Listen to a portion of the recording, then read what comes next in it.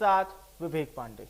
मध्य प्रदेश कांग्रेस में भारी वास्तु दोष है, ये बात हम नहीं कह रहे बल्कि कांग्रेस खुद इसे स्वीकार कर रही है।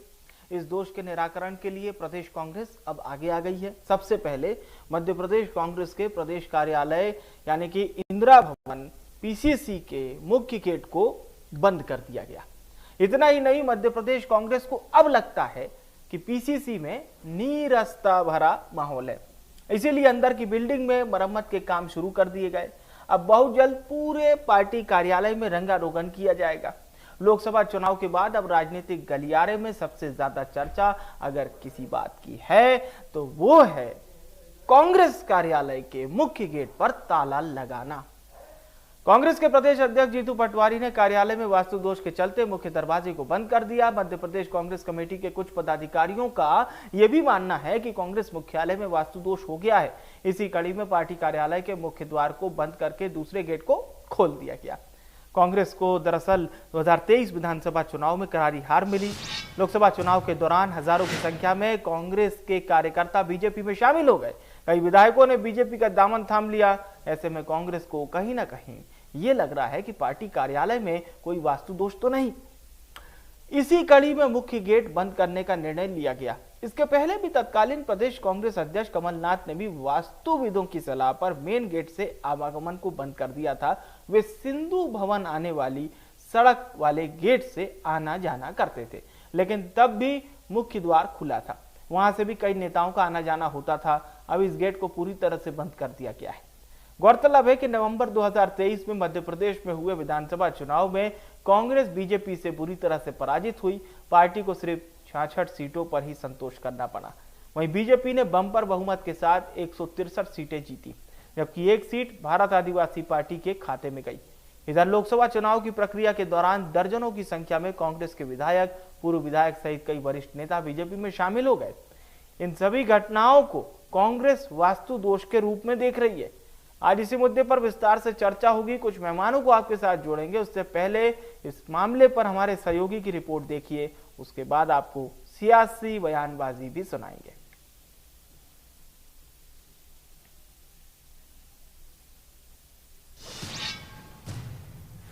प्रदेश में लोकसभा चुनावों को लेकर 4 चरणों में मतदान हुआ। अब इंतजार किया जा रहा है 4 जून का, जब परिणाम आएंगे। लेकिन उससे पहले कांग्रेस में बड़े बदलाव होने शुरू हो गए हैं। कल कांग्रेस के जो प्रदेश अध्यक्ष हैं जीतू पटवारी, उन्होंने भी कहा था कि आने वाले समय में संगठन में बड़े बदलाव किए जाएंगे। लेकिन जो सबसे पहला बदलाव है वो प्रदेश कांग्रेस कार्यालय में किया जा रहा है, क्योंकि जो जानकारी मिली है कि पीसीसी कार्यालय जो कि भोपाल में है, ये आप देख सकते हैं प्रदेश कांग्रेस कार्यालय है, इसमें वास्तु दोष बताया गया है। तो इस वास्तु दोष से निपटने के लिए जो कांग्रेस का अब तक मतलब कल तक जो मुख्य गेट था, यहीं से पूरे वाहन अंदर आते थे और जाते थे, इसे जंजीर लगाकर बंद कर दिया गया। आप देख सकते हैं कि यहाँ पर एक ताला लगा दिया गया है, जंजीर बांध दी गई है। उसके साथ ही आप देख सकते हैं ऊपर कांग्रेस कार्यालय की साज सज्जा की जा रही है, क्योंकि जिस तरीके से हमने चुनावों के परिणाम देखे, चाहे लोकसभा का परिणाम हो चाहे विधानसभा का परिणाम हो, तो जिस तरीके से 15 महीने में कांग्रेस की सरकार गिर गई थी, तब कमलनाथ को भी यही जानकारी मिली थी कि पीसीसी कार्यालय में दोष है। तब उन्होंने जो एक गेट, जो दूसरा गेट है जो पहले पूरी तरीके से बंद रहता था, उस गेट को कमलनाथ ने खुलवा दिया था। तो और ये जो गेट आप देख रहे हैं, ये गेट भी बंद रहता था, फिर इस गेट को खुलवाया था। और जो सामने आप गेट देख रहे हैं वो गेट पहले बंद रहता था, जिसे कमलनाथ ने खुलवाया था। लेकिन उसके बाद भी कांग्रेस को जो सफलता की कांग्रेस सोच रखती थी, जो कांग्रेस सोचती थी कि उसके कार्यकर्ताओं की मेहनत का उसे परिणाम मिलेगा, वो परिणाम नहीं मिला। तो अब जिस तरीके से हम देख रहे हैं, जीतू पटवारी ने जो संकेत दिए थे, उसके बाद पूरे ही कांग्रेस कार्यालय की यहाँ पर साज सज्जा की जा रही है, पुताई की गई है। जो मुख्य गेट था उस गेट को बंद कर दिया गया है। ये वाला गेट की जिसकी मैं पहले जिक्र कर रहा था, ये पहले गेट बंद रहता था। जब कमलनाथ प्रदेश अध्यक्ष बने, उसके बाद उन्होंने वास्तु विशेषज्ञों से बात की, उसके बाद इस गेट को उन्होंने खुलवा दिया था। तब से गेट खुला ही। और आप देख सकते हैं कि पहले यहाँ पर पूरी तरीके से कबाड़ रहता था, जिस कबाड़ को भी यहाँ से हटाकर यहाँ पर शेड लगाया जा रहा है, ताकि इसका उपयोग बेहतर तरीके से किया जा सके। तो अब जीतू पटवारी ने जो संकेत दिए थे संगठन में बदलाव के, वो भी हमें देखने को मिलेंगे। लेकिन सबसे पहले जो वास्तु को लेकर सवाल खड़े हो रहे थे, उसे बदलने की अब यहाँ पर प्रक्रिया कांग्रेस कार्यालय में शुरू हो गई है, पुताई की जा रही है। जो गेट अब तक खुला रहता था, उस गेट को बंद कर दिया गया है। इसके साथ ही यहाँ पर शेड भी लगवाया जा रहा है। अब पीसीसी का जो मुख्य कार्यालय है वो तो खैर ठीक हो जाएगा, लेकिन कार्यकर्ताओं के बीच में जो निराशा का भाव हो, जिस तरीके से बड़ी संख्या में कांग्रेसी बीजेपी में शामिल हुए हैं, उन्हें किस तरीके से रोका जाएगा और वास्तु बदलने के बाद किस तरह से और बड़े बदलाव जीतू पटवारी पीसीसी में करते हुए नजर आएंगे, ये देखना बेहद दिलचस्प होगा। इंडिया न्यूज़ के लिए कैमरा पर्सन अजय कटियार के साथ वैभव गुप्ता, भोपाल। कांग्रेस कार्यालय जो मध्य प्रदेश का, उसमें फिर वास्तु दोष ढूंढा जा रहा है। बड़े आश्चर्य की बात है कि ये कांग्रेस इस सच्चाई को क्यों नहीं समझती कि दोष उसमें है, दोष उसके नेताओं में, लेकिन हमेशा पीसीसी का वास्तु दोष दूर करने में लगे रहते हैं। इसके पहले कमलनाथ जी जब प्रदेश कांग्रेस अध्यक्ष थे, उन्होंने भी वास्तु दोष दूर करने का प्रयास किया। नतीजा क्या हुआ? 116 से 66 में विधानसभा चुनाव में आ गए। अब जीतू पटवारी भी वही काम करने का प्रयास कर रहे हैं। नतीजा क्या होगा? पूरी कांग्रेस खाली हो जाएगी, अकेले रह जाएंगे। ये सच्चाई को कब समझेंगे कि दोष इनमें है, जनता इनको नापसंद करती है, लेकिन ये दोष हमेशा कांग्रेस भवन में ढूंढने में लगे। अब प्रदेश कांग्रेस कार्यालय का हमेशा बंद रहने वाला द्वार खोल दिया गया है और मुख्य द्वार पे ताला लटका दिया गया है। पता नहीं कांग्रेस कब तक इस दोष ढूंढने में लगी रहेगी।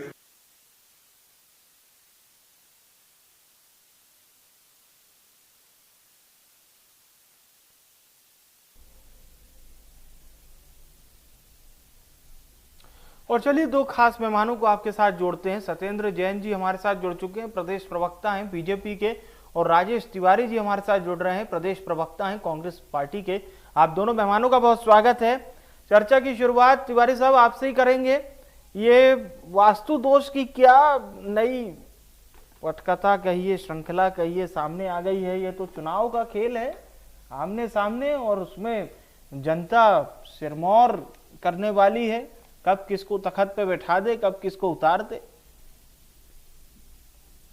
तिवारी जी। ये एक रूटीन प्रक्रिया है जिसमें हमारे कांग्रेस भवन का रिनोवेशन हो रहा है। अच्छा, दैट्स रेनोवेशन है। पार्टी को, भारतीय जनता पार्टी को या मीडिया को ये लगता है कि ये किसी वास्तु दोष के तहत हो रहा है, तो उसके लिए तो हम किसी तरीके से कोई जवाबदारी उनकी ले नहीं सकते कि वो लोग क्या सोचते हैं और क्या नहीं सोचते हैं। रही बात इस बात की कि मुख्य गेट पे ताला लग गया, आप ही बताइए, घरों में जब पुताई होती है, साफ सफाई होती है, या मान लो किसी तरीके का कोई निर्माण कार्य करना होता है, तो जहां जिस एरिया में वो होगा उस एरिया को बंद किया जाएगा और जो ऑप्शनल रास्ता होगा उसको खोला जाएगा। हाँ। अब इसमें ये कौन सी नई बात हो गई है? अभी एक सर बोलिए बोलिए, आप बोल दीजिए। नहीं, मैं तो सुन रहा हूँ आपकी बात को।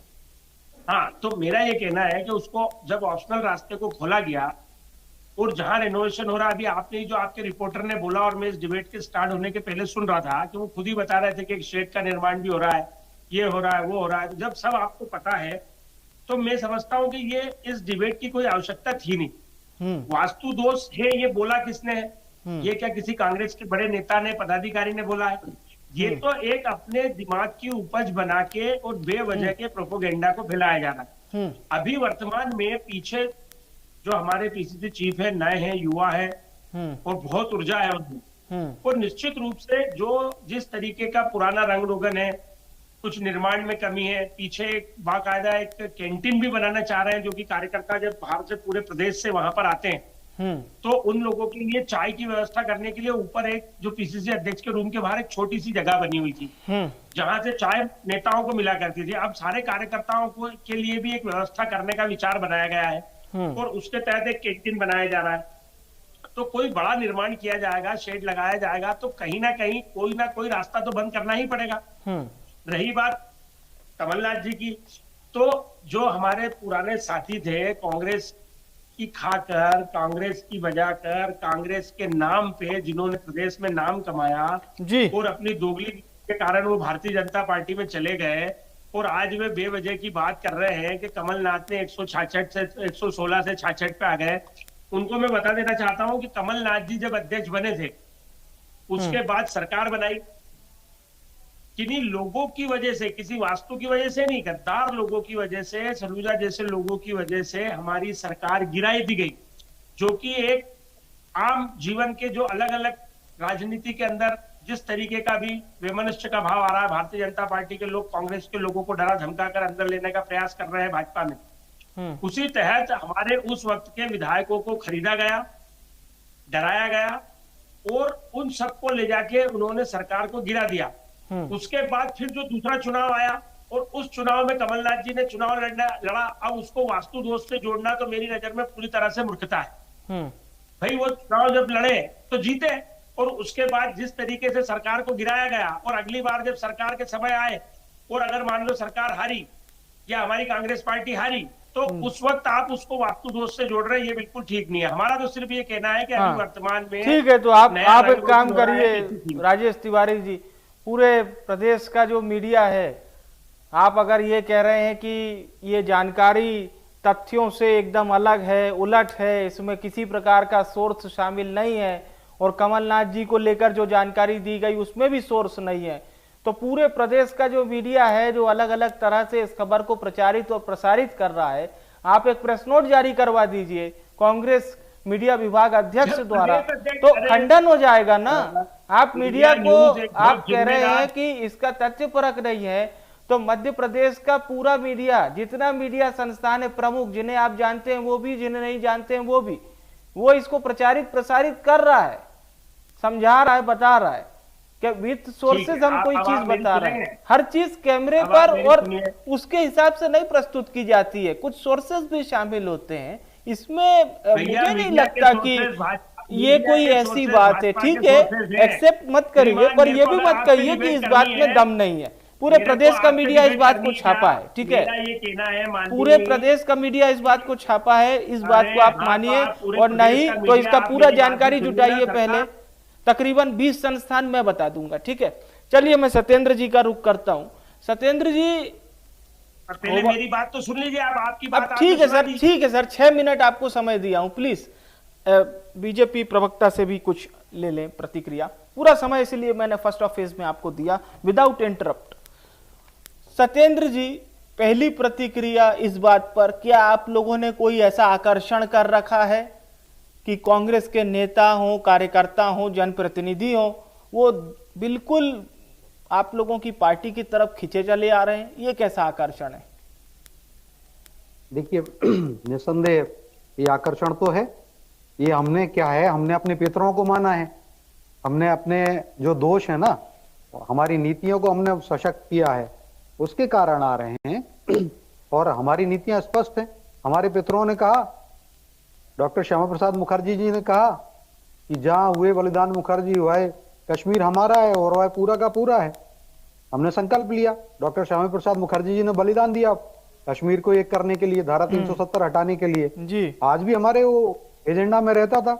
हमारे पितरों का आशीर्वाद भी मिल रहा है। मैंने मतलब कहने का, और इसी प्रकार से ये जो बात है, जो आप वास्तु दोष की बात कर रहे हैं, तो ये कांग्रेस के अंदर है, और नीतियों में भी इनके नेता, नीति, नियत और नेतृत्व, इन सब के अंदर बहुत सारे दोष भरे हुए हैं। अब जो आपने विषय रखा है उस पर मैं आता हूं। हालांकि ये विषय जो वास्तु दोष है, वास्तु विज्ञान एक बड़ा वृहद विज्ञान है, और इसमें तो वास्तु विज्ञ जो होते हैं, इसमें पीएचडी भी होती है, मास्टरी, डॉक्टरेट होती है, वह उसके बारे में ज्यादा बताते हैं कि दशाएं होती हैं। मेरा तो सुनिए, सिर्फ इतना सा कहना था कि ये वास्तु दोष को ऐसा ना लिया जाए कि ये कोई हेडेक वाली चीज है।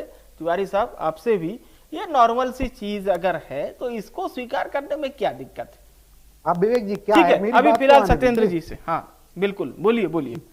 विवेक जी, मैं ये कह रहा हूँ, कांग्रेस के अंदर ये तो विशेषज्ञ भी बताएंगे, और सही बात है, कमलनाथ जी ने विधानसभा चुनाव के पहले भी कुछ परिवर्तन कराए थे, मुझे भी स्मरण में है सारी चीजें, और एक मीडिया डोमेन में भी है। लेकिन मैं बता दूं, कांग्रेस के अंदर देखिए काल सर्प दोष भी है। जो कांग्रेस के नेतागण ही कहते हैं कि कांग्रेस के अंदर आस्तीन के सांप हैं, और कई बार कांग्रेस के नेताओं ने कहा कांग्रेस के अंदर खुले सांप घूम रहे हैं, तो काल सर्प दोष भी कांग्रेस के अंदर है। अच्छा, और कांग्रेस अच्छा, मुझे एक वाजिब सवाल का जवाब दीजिए साहब, कि आपकी पार्टी क्या लोक लुभावन कुछ दे रही है इन्हें, कुछ लालच दे रही है नेताओं को, या डरा रही है, धमका रही? कांग्रेस कह रही कि या तो डराया धमकाया जा रहा है या लालच दिया जा रहा है, तो वो पार्टी छोड़ के चले जा रहे हैं। अरे देखिए अब इनके नेता ही गणा जो आ रहे हैं, वो कह रहे हैं कांग्रेस की नीतियां, कांग्रेस राम विरोधी है, सनातन विरोधी है। सुरेश पचौरी जी ने क्या कहा कि ना जात पर ना पात पर बात, इंदिरा जी की बात पर मोहर लगेगी हाथ पर। उस वाले नारे से वो जो संकल्पना थी उससे विमुख हो गई कांग्रेस। कांग्रेस सनातन से विमुख हो गई और हजारों नेताओं ने कहा, लाखों कांग्रेसी कार्यकर्ता छोड़ के आए मध्य प्रदेश में, कांग्रेस का हल्का खाली हो गया। तो अभी आकर्षण तो कांग्रेस, हमारे अंदर आकर्षण है तभी तो आ रहे हैं वो, क्योंकि हमने बताया ना, हमारे पितरों का आशीर्वाद, हमारी नीतियों का आशीर्वाद, हमारा नेता, नीति, नियत और नेतृत्व, चारों चीजों में सशक्तता है, सशक्त है, रस है उनके अंदर माधुर्य है। कांग्रेस के अंदर रस नहीं बचा, माधुर्य नहीं बचा है। चलिए, और कांग्रेस के अंदर देखिए, आप 10 सेकंड और लीजिए जी, बोलिए, आप मेरी बात तो आने दीजिए विवेक जी। मैं बहुत अच्छी बात कह रहा था, ये वास्तुशास्त्री बताएंगे कि क्या क्या दोष हैं। अच्छी बात है, सबको अपने भवन का करना चाहिए, लेकिन कांग्रेस तो सनातन विरोधी है, तो मुझे लगता है वास्तुशास्त्र नहीं मानती होगी। वो तो कहते हैं सनातन का उन्मूलन करना है उनको, उन लोगों की गोदी में जाके बैठे हैं। आप चूंकि कर भी रहे हैं, तो मुझे ये लगता है कि सनातन के ये दोष तो हैं ही, इनके साथ साथ इनके आप पितर दोष भी है। इन्होंने देखिए कभी नहीं माना फिरोज गांधी जी को, कभी कांग्रेस ने उनका सम्मान नहीं किया, तो अपने पूर्वजों का सम्मान नहीं करेंगे। चलिए, तो पितर दोष जवाब मैं तिवारी जी से लेता हूं। अरे भैया पूरी सुन तो लीजिए भैया मेरी 6 मिनट दिए थे आपने उनको, मुझे तो देने दीजिए। मेरे साथ अन्याय क्यों कर रहे हैं? नहीं, मैं किसी के साथ अन्याय नहीं कर रहा, लेकिन ठीक है। मातृ दोष भी है इनके अंदर। इनके अंदर मातृ दोष इसलिए भी है विवेक जी, क्योंकि ये माताओं बहनों में चाशनी और रस ढूंढते हैं। हमने तो 1.25 करोड़ से ज्यादा माताओं बहनों को 1250 रुपए डीबीटी के माध्यम से दे रहे हैं, डायरेक्ट बेनिफिट ट्रांसफर के माध्यम से। नारी शक्ति वंदन अधिनियम भी लेके आए, नारी सशक्तिकरण की अनेकों योजनाएं लेके आए हुए हैं कांग्रेस। अब जीतू पटवारी जी कहते हैं कि आदमी जो होता है पुरुष, वो दारू पी के पड़ा रहता है, और महिलाएं जो है 200-500 रुपए लेके पोल के में रख लेती हैं। तो ये माताओं का अपमान होता है। और रणदीप सिंह सुरजेवाला जी भी माताओं का अपमान करते हैं, वो भोक्तावादी वस्तु बताते हैं। पंचमाल कहते हैं दिग्विजय सिंह जी, आइटम कहते हैं। तो मातृ दोष भी कांग्रेस में है। राहुल गांधी जी भी शक्ति से लड़ रहे हैं। तो मैं बताऊं, मातृ दोष है, पितृ दोष भी है, काल सर्प योग भी बनता है, क्योंकि काल सर्प दोष इसलिए है इनके यहाँ। इनके नेता ही कहते हैं खुले सांप घूम रहे हैं, और मुकेश नायक जी कई बार कह चुके आस्तीन के सांप है कांग्रेस के अंदर, वो और चले जाए। चलिए, अब लेंदी हो रही है चर्चा।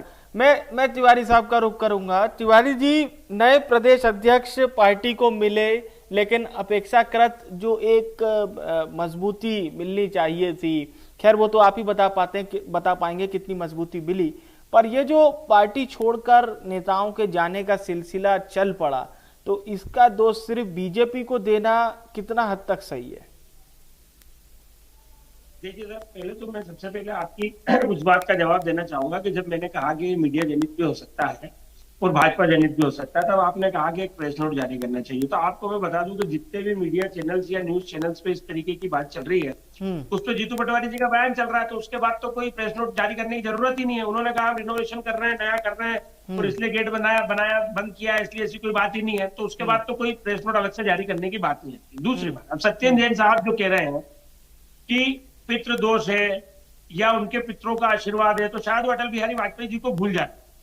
अटल बिहारी वाजपेयी जी ने सदन में कहा था कि मैं चिमटे से भी ऐसी सत्ता को नहीं छूना चाहूंगा। शायद इस कोट को वो अच्छे से याद कर ले कि वो अपने उन पितर का कितना सम्मान करते हैं। उसके बाद बहुत सारे दोष बता रहे हैं। आपसे मैं ये कहना चाह रहा हूं आपके चैनल के माध्यम से कि भारतीय जनता पार्टी को कार्यकर्ताओं का दोष है। वो अपने कार्यकर्ताओं को पीछे हटा के और कांग्रेस के लोगों को भर्ती करके और उनकी इतने सालों की मेहनत पे पानी फेर रही है।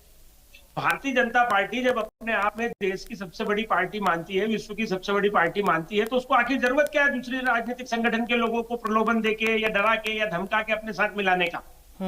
मैं ऐसा मानता हूं कि जब उनके पास कार्यकर्ताओं की फौज है और उनका कहना है कि हमारे में ये आकर्षण है, भैया सीधा सीधा दिखता है जी कि किस तरह से सीबीआई, किस तरह से नेताओं को डराया जा रहा है, किस तरीके से प्रचार करते हुए हमारे कैंडिडेट को उठा के ले गए, किस तरीके से ये हमारे कांग्रेस के नेताओं को डरा रहे हैं, और रोज के रोज किसी ना किसी बहाने से किसी ना, तो ये कहीं ना कहीं इसमें किसी पार्टी अध्यक्ष या किसी का दोष नहीं। कुछ नेता जो है वो मैं मानता हूं कि हो सकता है कि उनके काम धंधे उल्टे सीधे हो और उसको बचाने के लिए वो भारतीय जनता पार्टी का रुख कर रहे हैं।